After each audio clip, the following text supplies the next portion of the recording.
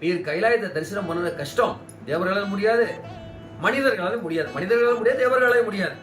நீ திரும்ப போவதுதான் உமக்கு கடமை அப்படிங்கிறார். உடனே உடலை பாருங்க, ஆளும் நாயகன் கையிலையில் இருக்கை கண்டல்லால் மாளும் உடல் கொண்டு வீடே என மறுத்தார். இருப்பாங்க, என் ஆளக்கூடிய என்னுடைய நாயகன் அவன் வீட்டிருக்கின்ற அந்த திரு கைலாயத்தை தரிசிக்காமல் காணாமல் இந்த மண்ணுக்கு போற உடம்ப வச்சு நான் திரும்ப போக மாட்டேன் என்று உறுதிப்பட சாமிகிட்ட அறிவித்தாராம். உறுதிப்பட அறிவிச்ச உடனே சாமிக்கு அப்படியே நிகழ்ந்துட்டார்.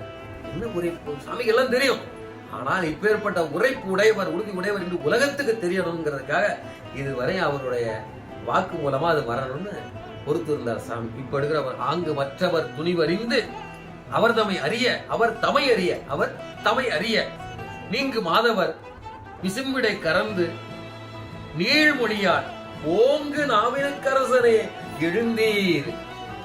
ஓங்கு நாவினக்கரசனே எழுந்திரி என்று அசரி திருவாக்காக வானத்திலே மறைந்து அசரி திருவாக்காக ஓங்கு நாவுக்கரையிலே எழுந்திரீர் சொன்ன உடனே தீங்கு நீக்கி யாக்கை கொண்டு எழுந்து ஒளி திகழ்வார். உடம்புல அடிப்பட்ட அந்த காயெல்லாம் இருக்குல்லவா, யாத்திரை பண்ணும்போது ஏற்பட்ட அத்தனை காயம் நீங்கி நல்ல ஒளிமயமான திவ்ய சரீரத்தை பெற்று எழுந்து நின்று தொழுகின்றார் சாமியை. இப்ப சொல்றார் சாமிக்கு மேல வானத்துல மறைந்து இருக்கிறார்.